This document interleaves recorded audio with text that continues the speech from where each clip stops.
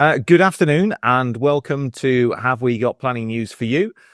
We have a packed show tonight and a somewhat unusual show tonight.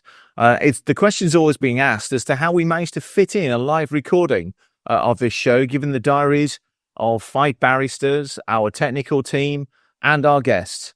Well, let me lift the bonnet a little bit in relation to this week. This week, we have been juggling.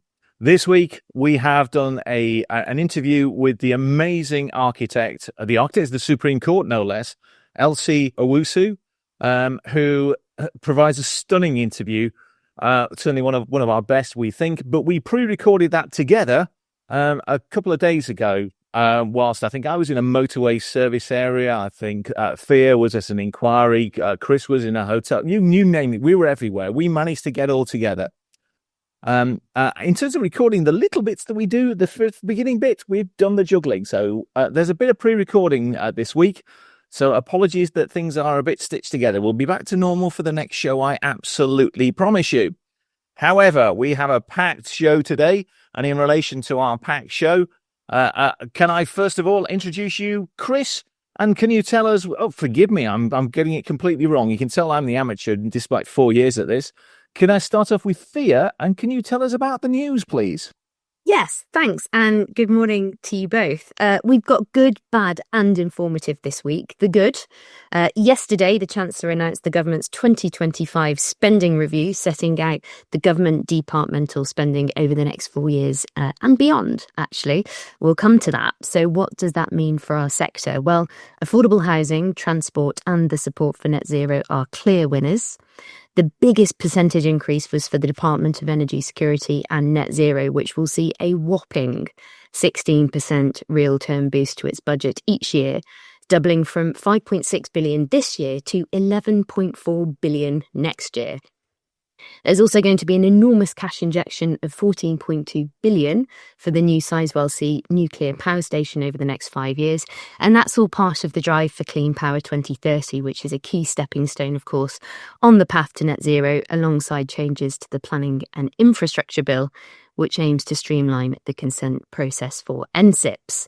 There's a lot going on with rail. The Transpennine route upgrade, the east-west rail line between Oxford and Cambridge, 240 million to enhance Leeds Station, I didn't know it was that bad, and funding for the next stage of the Midlands Rail Hub. A very significant interest to listeners will be the investment of £39 billion for a new 10-year affordable homes programme. And if that sounds like a lot, it is. The Affordable Homes Programme, which was established by the last government in 2021, was operating with a budget of £11.5 billion, and this is said to be the biggest cash injection into social and affordable housing in 50 years. To go with that is an extra £10 billion for financial investment through Homes England. Those are enormous sums, which once again reaffirm the government's commitment to build 1.5 million new homes by the end of this term. Another good news story for many, but not all, is that the Planning and Infrastructure Bill has passed its third reading in the House of Commons, which means it's now off to the House of Lords. It was passed by 306 votes to 174 on Tuesday evening, so you'll sense the level of dissent in those voting numbers. Now, we know the bill is not without serious controversy, particularly in respect of its proposals for nature recovery. It's garnered significant criticism from a number of environmental charities, the OEP and MP, so we'll see if that causes a bumpy ride through the Lords. But there's no doubt, of course, that this is fundamental to the government's commitment to get Britain building. So that's the good. The bad, new research you may have seen from the HBF has found that negotiating Section 106 agreements adds 16 months to the planning process, and local planning authorities are reporting a 20% rise in negotiation timelines. Now, this all comes about through a freedom of information.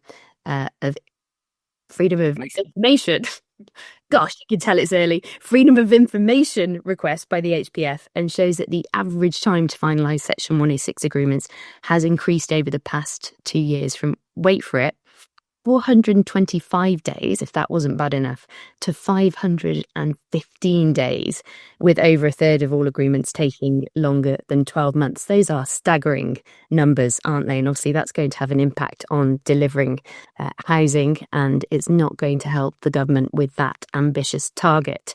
Now, unsurprisingly, the culprit's said to be lack of resourcing. 80% of local authorities are now operating below full capacity, and an additional 2,200 new planning officers are needed to close the gap. So we've got to get on with recruiting. We need more officers, that's clear. And the HBF has also suggested the introduction of a standardised national template, which sounds to me like a jolly good idea. Next up, I wanted to flag, this is the informative bit, Planning Magazine's work on women in planning consultancies. That came out at the end of last month, and that's a really important survey because it shows how women are doing at all levels and provides an evidence base to monitor progress. Now, the survey shows that overall, the proportion of female planners working in consultancies almost matches the RTPI's figures for female town planners across the profession. It shows that women are taking on more leadership roles, which of course is key for visibility and inspiring younger women coming through the ranks. If you can't see it, you can't be it. There's a lot more work to be done at the top, but it's generally a positive picture and moving in the right direction. So thanks to Planning Magazine for that really important piece of work. Now, finally, many of you will have seen that David Kerfoot, planning solicitor, who many of you will know and will have worked with over the course of his very long career, has passed away, and we offer our condolences to his family, friends and colleagues. Thank you, Thea. Strongly endorse that. The next part of the show under my pathetic tutelage is down to me. So this is bound to go wrong again. So I have been charged by Sasha, who doles out the delights of a solar farm case. It's a solar farm case which was challenged in the High Court.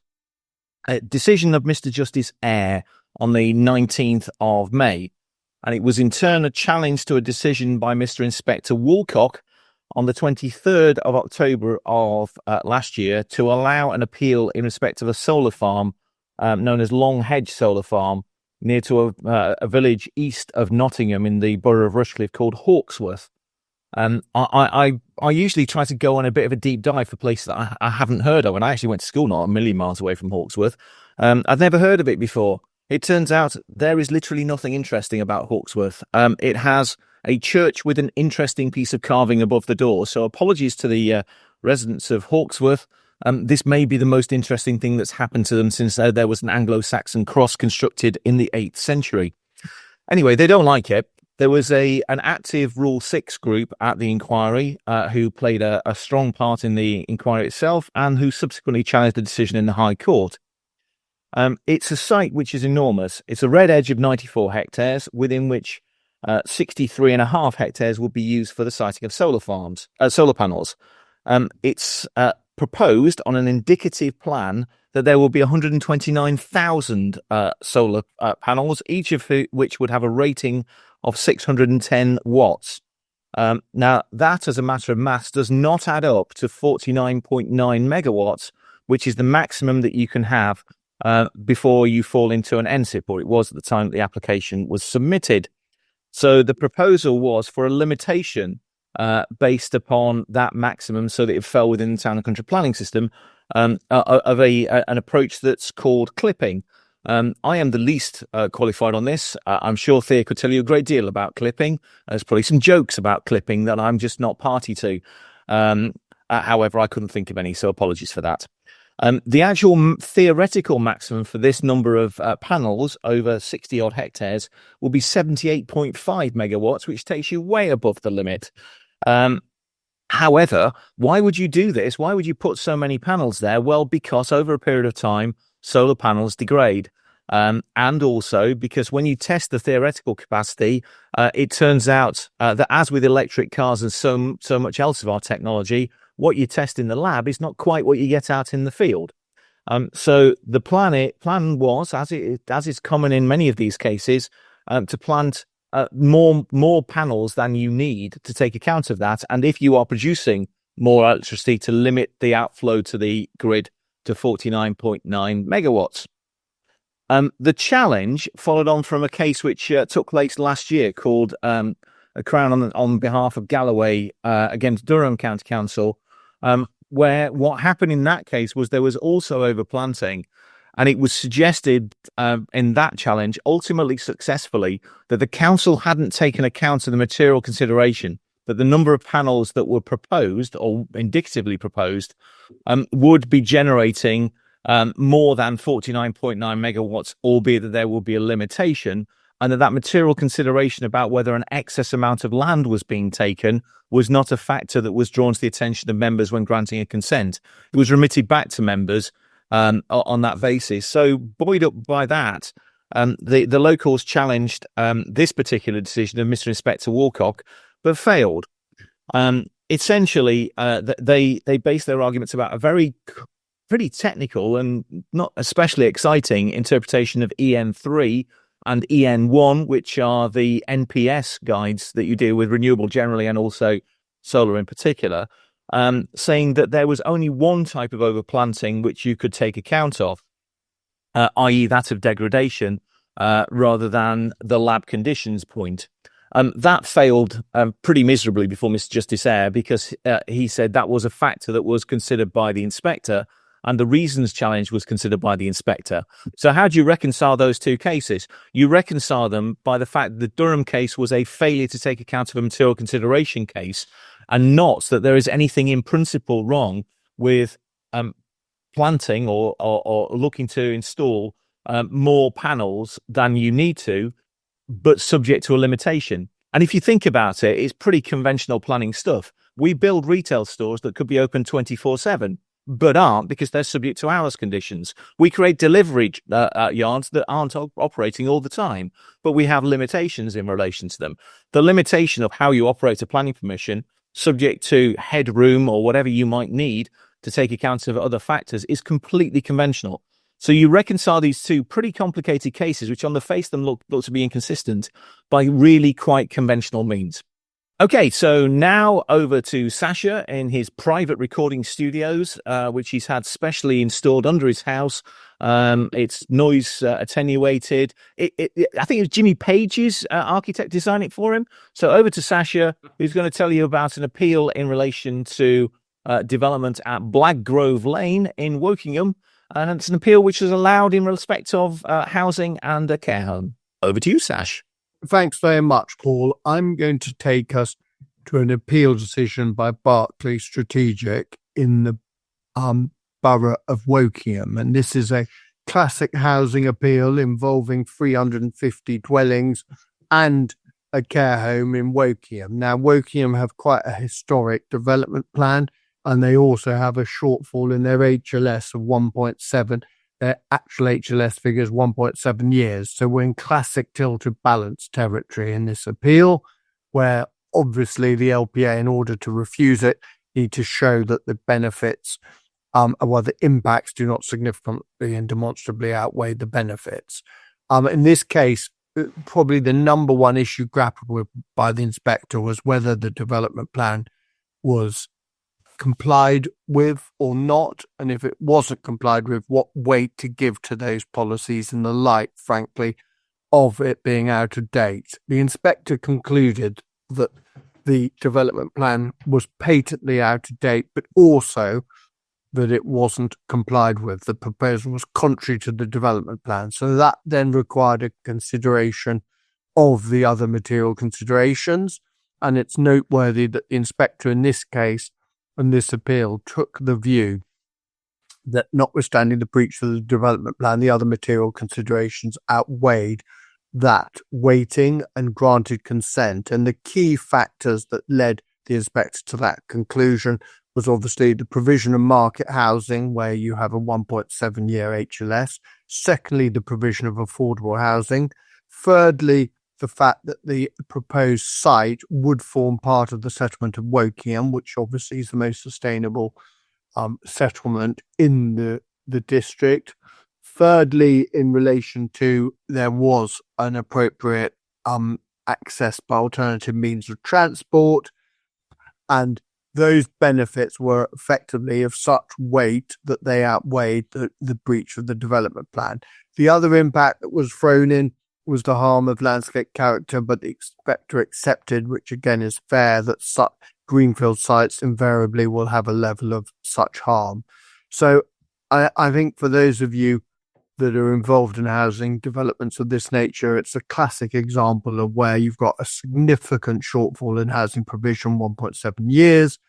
That obviously is probably the determinative factor in the inspector's mind. You've got an out-of-date development plan, which is also directed to an out-of-date requirement. And in those circumstances, it was appropriate, looking at the impacts that would be provided, to effectively come to a view that permission should be granted. So thank you very much, Paul. That is the summary of the Wokingham decision.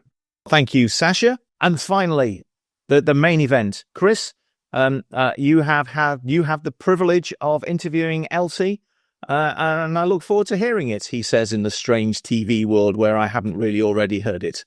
Thank you very much. Over to you, Chris.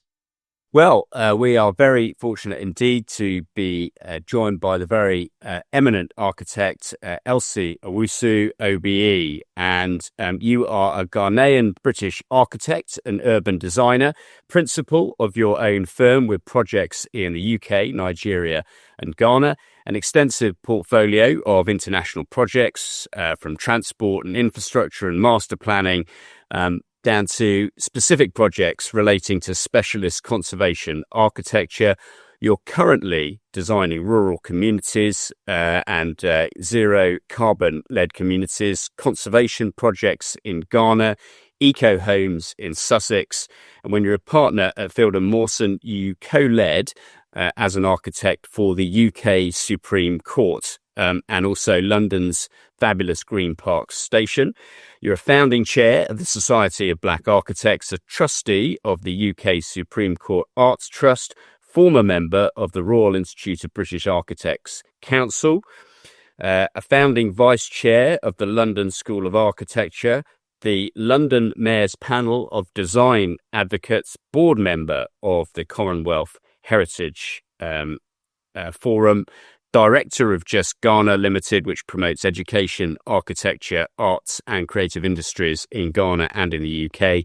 And in 2003, you were honoured by the Queen for services to architecture, and you were runner-up for the presidency of the Royal Institute of British Architects in 2018. Wow. Okay. That's quite a lot of accolades. We are delighted that you've joined us. Thank you very much indeed. We have all been looking at your architecture, your fabulous projects, both in the UK and internationally, and they're breathtaking, really. Many of your pieces of work are just fabulous. And some of us have even been inside one of your buildings, because I certainly, and Charlie have been to the Supreme Court, and it's just dazzling, frankly, just fabulous. So I wanted to start with my first question, which is, what made you want to become an architect? Well, the jokey response is, semi-serious, I suppose. When I was, I think 4, Ghana became independent from being the British Gold Coast, and in my family and in at school and everywhere else, there was wild excitement at the prospect of independence. I didn't quite know what it was, but it seemed to make everyone very happy. And I thought, well, if this is the answer to making grown-ups extremely happy and very, very nice to young people, I think what I want to do is to become the president of Ghana when I grow up. So that was the decision I made when I was quite young, and I sort of clung on to that until I realized that there were when the coup started happening, I realized that there were certain occupational hazards to being a president, like ending up in prison and maybe being at threat of losing your life. So I thought that perhaps an architect might be a better bet. So I'd always been interested in buildings, and in Ghana, it's sort of a second hobby. You know, people are always talking about building their own homes and buying plots of land. My father was part of a group of young people who were buying land from the local chief and developing their own properties. So that was always part of my growing up. And my step grandfather was the main contractor. And I worked with Maxwell Fry and Jane Drew. Latterly, I found this out. So I think that was part of the sort of family culture, making buildings. So that's a long answer to a short question. Yeah, no, fascinating. Like many British school children, I studied Ghana in geography, including the Upper Volta Dam, which I notice has got a new name now, the Okasambo Dam. And it's a country that many of us know a little bit about, actually.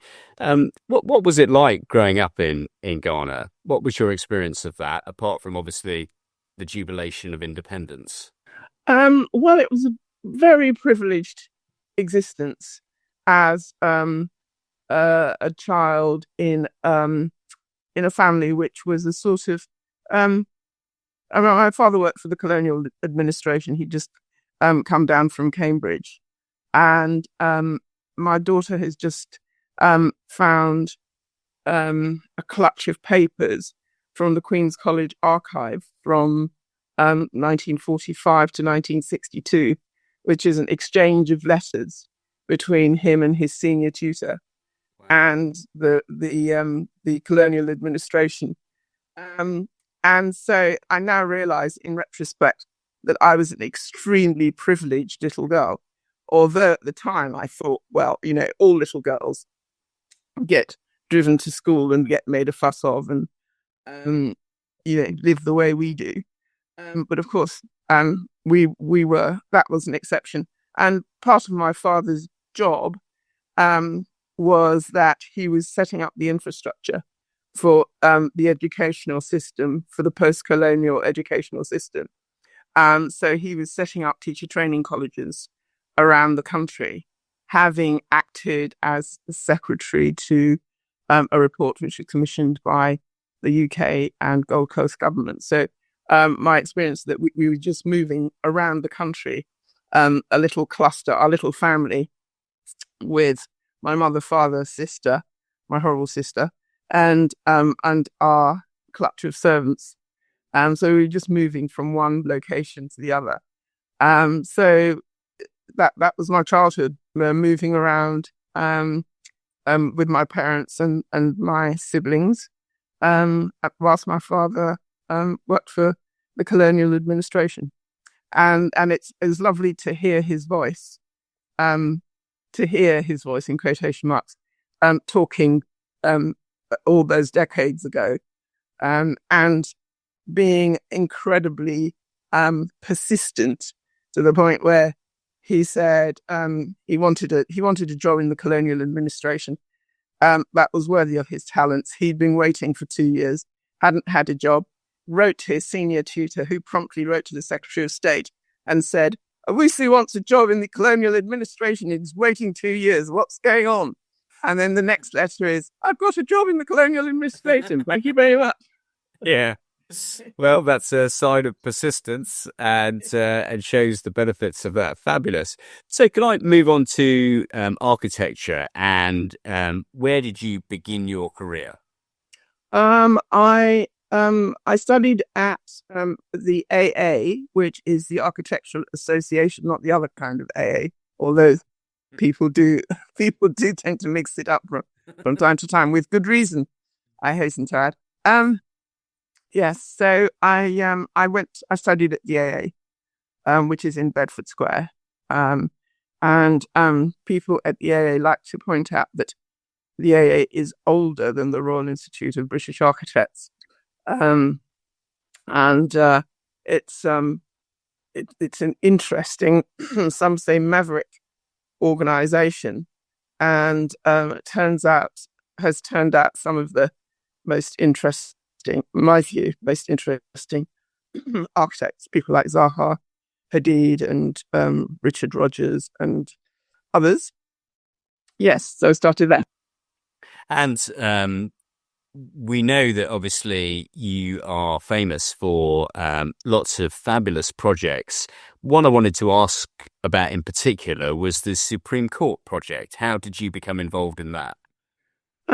Well, I was minding my own business, running my little practice in you probably know the little houses in Euston Station, East Lodge, West Lodge. So before East Lodge became a pub, it was my little house, my practice. And there was a knock on the door, and there was a man standing there with a box of Dunkin' Donuts, who said, "I've come to talk to you about becoming part of our practice." And that was Paul Rinsel, managing partner at Fieldman Mawson. I was a bit suspicious of the Dunkin' Donuts on account of the amount of cholesterol that he had in his pores at the time. But anyway, we had a conversation, and I went to work. Long story short, I went to work for Fieldman Mawson, took my little cluster of assistants with me, Chapiwa, Matawanyika, Evan Larby, and so on. And the first thing they said was, just relax, get to know the practice. Don't get settled too soon on what you want to do. And then a few days later, he said, "Oh yes, by the way, did I mention that you're doing a presentation to the Law Lords in 2 weeks' time? So you'd better get your skates on." And I knew who the Law Lords were, because my brother's a barrister and my niece is a barrister. So it was kind of, well, it came to the point where my brother said, "Well, I appeared in front of the Law Lords the other day," and I would say, "Well, so did I, but I was talking to them about carpets and curtains." But it was, yes, so that's what happened. And it was an absolute joy, I must say, to have clients. I'm not saying they were necessarily the easiest clients, but certainly the ones I learnt the most from and the most challenging. And the building that I'm very happy to be associated with. And as you know, architects are the team sport. So Hugh Fielden and I were leading the team. But it was very, very much a team effort. Yeah. I mean, it is a fabulous building, a fabulous space, a fabulous use of an existing building and put to amazing effect. It's one of many, many projects, and I'd love to talk about them all, but unfortunately, time means I can't do that. What I'm sure many people would like to know is, of all your projects, which is the one you've enjoyed the most? Well, I always say the one I'm working on at the moment, but I think the Supreme Court was the most challenging, and I suppose because it's such a visible building, and because it's become very quickly part of the national fabric. Yeah. In terms of judgments without an E, I hasten to add. And the rule of law, and people with spider virtues, and the recent judgment on the Equality Act as well. It's a fantastic thing to be able to sit in your living room and watch people using a building, because quite often once a building gets handed over, that's the end of the story. But with this building, you get to sort of sit in your living room and go, tisk, tisk, what are those lawyers doing putting books on the desk in that way? Because the interiors were, because it's an existing building, it was a conservation building, conservation project. The interiors are so important, and the way that the interiors are used and the way people perceive the interiors. So it's actually quite exceptional to be able to monitor the use of the building, and for people to, as you just said, that you have experience of that building, and everybody will have their own experience and their own thoughts about it, and it's just a great thing. Yeah. What I think's so clever about it is it feels like it's been part of the structure of our country for a long time. It feels entirely like it's in the right place, and yet it's so modern, and it's so fabulous inside, from the gift shop downstairs to the courtrooms, of course. And I have to say, the poshest bathrooms I've ever been to, and I confess I did spend some time in there before making my submissions, and it's just an amazing building. And have you been to any of the justices' rooms? No, Charlie will have, because he personally dealing with some of the fantastic. The library is excellent, isn't it? It really, Chris is absolutely right. If everybody, it feels like it's always been there. Yes, That's the real magic of it, and yet it feels contemporary, but it doesn't feel like it's been bolted on in the way actually the process of the Supreme Court, it was done in a rather unusual way. yeah. It's well known, so it's absolutely wonderful place. But that's the thing, that the whole thing's a fiction.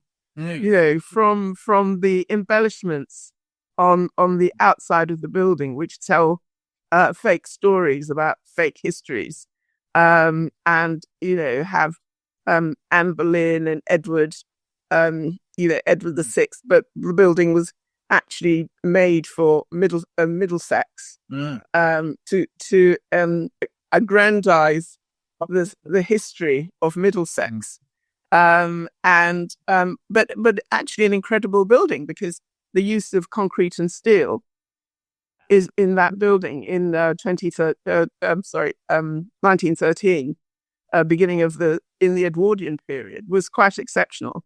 So there's a lot of innovation there. And then to be able to repurpose it, because when we started working on it, we would talk to baby barristers who remember it as being a horrid, smoky, ghastly edifice that they didn't want to, they thought better forgotten. And I must say, some of the law lords weren't too enamored of the idea of moving back there, because they remembered it from when they were baby barristers as well.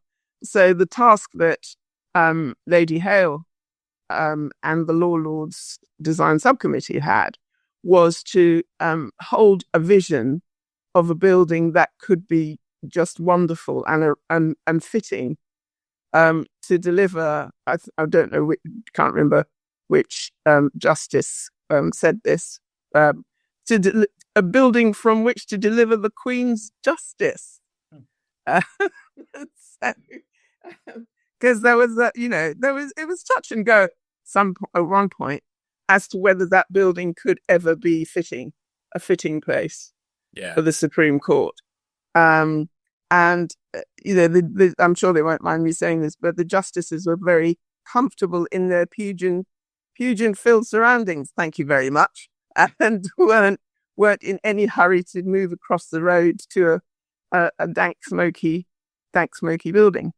So I think it was, the great vision of Lord Hope, Lord Manson, led by Lady Hale, to be able to get to put a vision to their to the law lords and convince them that it would be a fantastic place to deliver from which to deliver the Queen's justice. Yeah. So, But if there's a measure of an architect's success is how the building performs, then you undoubtedly achieved a perfect success there, if I may say so. Well, I hope you mean you plural, because it was a team effort. It was the team's success, and you're very modestly saying that, but it is just fabulous. Something that all architects want to know is, what advice would you give young architects now, people starting their career? We have lots of architects who watch the show. What advice would you give them for those at the start of their career? The first thing I would say is learn to draw. Don't forget those very basic skills that for most people, I think, loving buildings, learning to draw buildings, and being able to analyze structures and embellishments, decorations, is really the joy of architecture. And then there's lots of, in the 7 years where 7 years of training, where you tend to drift away from the initial enjoyment of buildings. But I would say let that be your touchstone. And also enjoyment of working with contractors, and learning to lead without without people feeling that you're, in quotation marks, bossing them about, although you are, of course. So it's a number of skills, and you kind of learn them very, very slowly, almost imperceptibly.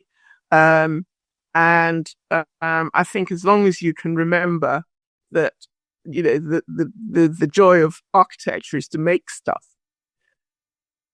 that eventually you will end up with leading a team, if you're lucky, leading a team that makes a building, and that the building then belongs not to you, but to somebody else. Then, yeah. And just, you have to be really persistent, I think, and just remember why you went into architecture in the first place, which is the joy of making buildings and changing the environment for the better. Yeah, because I know some young architects who do find it a bit frustrating that they thought they were going to go in and do, fabulous buildings all around the world. And the reality, I think, for after years of training for a lot of architects is rather different, isn't it? It is quite challenging, long hours, not particularly well paid relative to many other professions, despite all that training. It is a very challenging profession, isn't it? It is very challenging, but there are always small things you can do. Small things that you can make, small buildings that you can make, and even the smallest building, the smallest detail, has a joy to it that is present in the very largest building. And recently, I saw a picture of Norman Foster, who's 90 on the 1st of June, and runs the largest UK practice and arguably one of the most successful practices in the world. Yeah. And there he was sitting at his desk with pencil in hand, drawing stuff. And I think somebody asked him, what he would say, having reached that great age. And he said, "I've still got lots to do." And so it's that sense of novelty and innovation and discovery, which never leaves you as an architect. And it's one of the luckiest gifts that you have as an architect, is that there's always something new, there's always discovery, there are always people around who need your skills. And it doesn't have to be big stuff, it just the smallest, the people where I'm working with in Ghana, working with 3 and 4 year olds and teaching 3 and 4 year olds to read plans is one of the greatest joys of being an architect. And lots of people think nothing of criticizing people for not being able to read and write. Illiteracy is one of the great, one of the great concerns that parents have. But most people are illiterate in terms of plans. Very few people think it's an important thing to teach a child to read a plan. And that can be just as inspiring and life-changing as learning to read and write, reading English. Reading architecture, I think if children at the age of are taught to read architecture at the age of 3 and 4 and 5, that would be a completely transformative experience, because it means that they could read the world around them. They could read in terms of, the age of buildings, where roads go, where water goes, how trees grow, all that, the environment and our place in it. And I wish I'd been taught that when I was a child. But it's a really magical thing to know. Yeah, absolutely. And as you say, should be really sort of part of formal education, really. Right, now I've got lots more questions, but I have to be fair and allow the others to ask questions as well. So Thea, what's your question? Hi, Elsie. Hello. Hello. You've called yourself a campaigning architect in the past, and you've identified institutional racism in your profession, which has prompted reports and investigations. And my question for you, having regard to all of that, is what are the biggest positive changes you've seen over the course of your career on this issue, and what are the changes that still need to happen? Well, I suppose the biggest change I've seen is that the big institutions, the Royal Institute of British Architects, and the Architects Registration Board, ARB, are now unquestioningly taking steps to make the profession more diverse. And those steps, that activity now has a momentum of its own. And I'd never thought I'd see that happen, but it's, when I first started campaigning, the general attitude was, oh, for heaven's sake, it's just banter. You've got no sense of humour, for heaven's sake. It was just a sort of exasperation about issues that I was just, frankly, just flabbergasted that those attitudes existed anywhere, never mind in my profession. And it took a good, I suppose, 15, 20 years of campaigning, from calling a meeting of the first meeting of architects, which became the Society of Black Architects. And I think the first meeting, I can't remember exactly, but it was, 70 odd young people turned up. And you just thought, oh, I didn't know you existed. And it was, but people were very, very anxious, because if they had a job, they wanted to keep the job. And you didn't raise your head above the parapet if you could help it. But knowing that there were that many people around was just great. And I remember my uncle Kwamna, who became an architect, I think in the late 1950s, early 1960s, was shown the door in Portland Place because people didn't believe he could be an architect because he was black.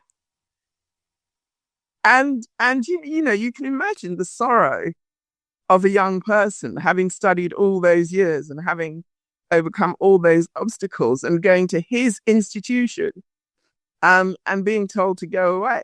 And that, that would be, that it would not, you just wouldn't happen. And the great thing, of course, is that the last president, Royal Academician, was a young black architect, and probably the youngest president in the history of RIBA. So that was just fantastic.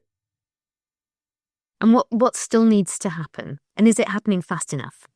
No, it's not happening fast enough. What needs to happen is that I think, and I think in a way, the black architects, the challenges that black architects have almost caught up with the challenges that female architects have, and outsiders, in quotation marks, have in the profession, which is that it's the profession which is still very much based on family connections.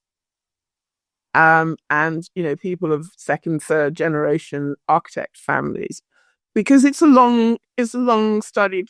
7 years is a long time out of a young person's life, and if you're brought up in a family where architecture is just part of the culture, that's, to put it charitably, then you're more likely to be on your way to being able to create a practice and to handle clients.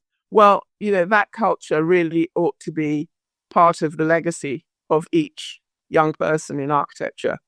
And it isn't at the moment. So that's a big challenge. But that's a challenge for social mobility, for young women, and for people of diverse backgrounds. Great. Thank you very much, Thea. So, Paul, what's your question? Hello, Elsie. I've got to say, before asking my question, it was a joy to watch you explain about your delight at designing the Supreme Court and listening to both Charlie and Chris flatter you about how great they thought it was. I can guarantee, knowing the pair of them, they've both got a long list of improvements they think could be made to it. No doubt they'll say that to you after the show. So my question is, I've just returned from a weekend in Paris, and the one thing that's stunning about Paris is the buildings which are different, that punctuate the townscape. Usually buildings that are larger, usually buildings which are taller. Why do you think we have such an aversion in this country to buildings which are different to the townscape? Why does everything have to fit in? Well, I think if you look at the London skyline, you probably you might agree with me that they don't. I mean, if you look at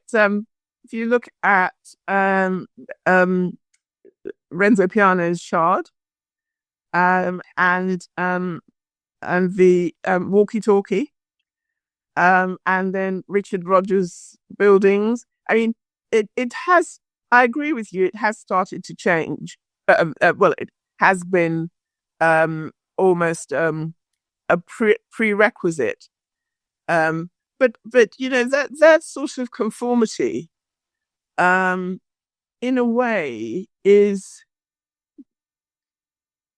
British. It's sort of the conformity of British life, where you get, for instance, the respect for St. Paul's, for instance. So the fact that the view towards St. Paul's is almost as sort of sacred and can't be challenged, or shouldn't be challenged. It shouldn't be challenged. But then you find all these architects finding ways to challenge St. Paul's, and one sticks their head above the parapet here, and another sticks their head above the parapet there. But then to me, the wonderful thing about English architecture, or British architecture, English architecture, is St. Paul's itself is an absolute note of defiance. It's a modernist building, which was made in a very deceitful way by a very clever architect who convinced his client that he was going to make a Gothic building. They signed off a Gothic building. He put up the scaffold, made a Baroque building, and then scaffold comes down and he says, "Look what I did." By that time, of course, it was too late to do anything about it. So I think there is a part of the culture is insistence on modesty, conformity, and so-called good neighborliness. And I think that's part of being a sort of self-perception as a small island, which is only sort of like a third built on, despite what people say. So it's part of the culture, I think, that people are made to conform, because with all the best will in the world, if 84% of the land is owned by 7% of the population, you don't want people getting too far above themselves. Whereas I think in France you have a bit more elbow room. I love the idea that Sir Christopher Wren was the first modernist to stand out. That's great. I'll use that in future. Thank you, Elsie. Thank you very much, Paul. So, Charlie, next, we can see we've been joined by Sasha, and I'm just going to ask you your question in a minute. But first of all, Charlie, your question. Thanks, Chris, and thanks, Elsie. What a fascinating discussion. So, Elsie, I'm interested to look in the future and get your take on, will city centres, I'm thinking mainly about the UK, but I guess it applies globally too. Will city centres look different in 2050, do you think? And if so, how? Well, I think city centres are changing pretty dramatically, actually. And I think that process is accelerated by lockdown. When people began to feel that the city belonged to us rather than belonging to people who could afford to be there. And there was suddenly a perception that you didn't have to have money to be in the city. And that being able to walk around was a great thing. And people started walking around, and I'm talking about London now, began to own the city in the way which they haven't done in the past. And I think that's becoming a sort of not just an aberration, but almost a worldwide demand that cities should be, and particularly city centres, urban areas, should be safe and interesting and belong not just to people who visited and did their work and went home, but that they should be places, domesticated spaces, and places for families, and places for small people, and places for women and men to raise their families. So I think there's that's probably changed over the last. My perception is that it's changed over the last 10 years, but it's certainly accelerated since lockdown. And it's a sort of international perception and international movement in the way that lockdown was an international experience.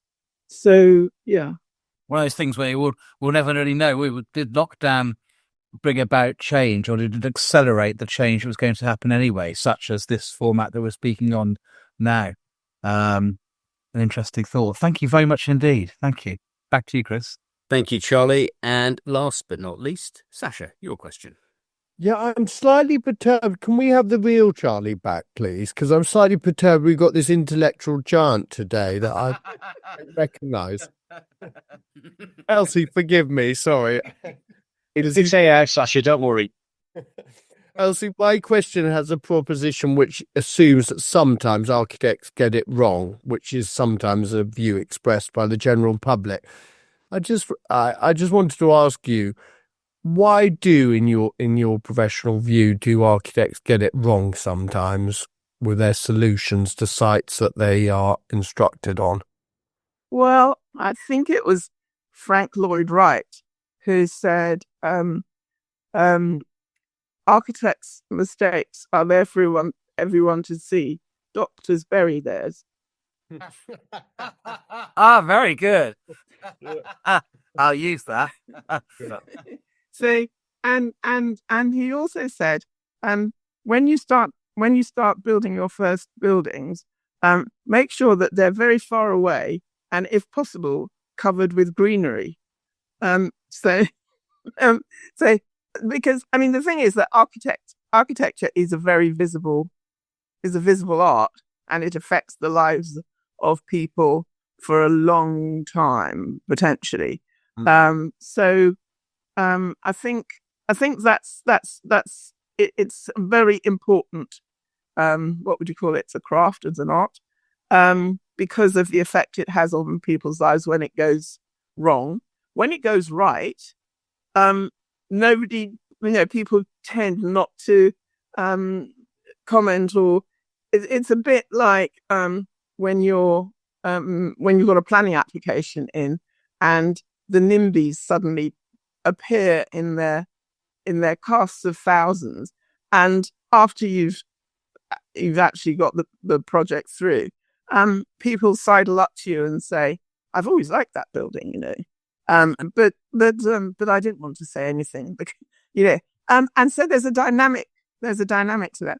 In that, well, I mean, I'll give you an example. If you think of the number of people who live in lovely terraced houses all over the country, thousands and thousands and thousands of them, whether they're the form of the terraced house, whether it's in Belgravia or Fleetwood, is essentially the same of a little slice joined together with another little slice in which families live their lives. And it used to be, I think when I was training, it used to be people would say, oh, terraces are so old-fashioned. Knock them down and build proper buildings, heroic buildings. And architects used to say this a lot. But then very quietly, there were people who were, in a sense, in a sort of very British way, rebelled against over innovation, if you like, and liked their little terraced houses very much, thank you, and didn't want to live in heroic estates, with cantilevers and lots of showy off things. So I think that architects get things right a lot of the time, and very few people go up to an architect and say, I love my little terraced house. Thank you for that. Thank you for being part of a profession that saved my little terrace. So there's a sort of dynamic there. And I think, to me, the great thing about architecture in the UK is, British architecture, is that there is so much innovation, but it's a sort of quiet innovation. But, a terraced house can last hundreds of years, and people knock walls down and they add bits on and they change the roofs, and it all happens in a very enthusiastic, with quiet enthusiasm, under the aegis of hundreds and thousands of people. And I think, to me, where it goes wrong, it tends to go wrong, is when architects get above themselves and begin to think of themselves as great, a bit like Corbusier, as great heroes, and want to transform the world in a minute and do fantastic towers. I mean, I don't know if you've read the La Ville Radieuse, which Corbusier wrote in 1929, but it was seen as a heroic book, but it's actually a comic book, because all the things that he thought, we're going to build these towers in the sky, and up when people live on the 30th floor, the air will be so clean, and everyone, all the children will be very happy.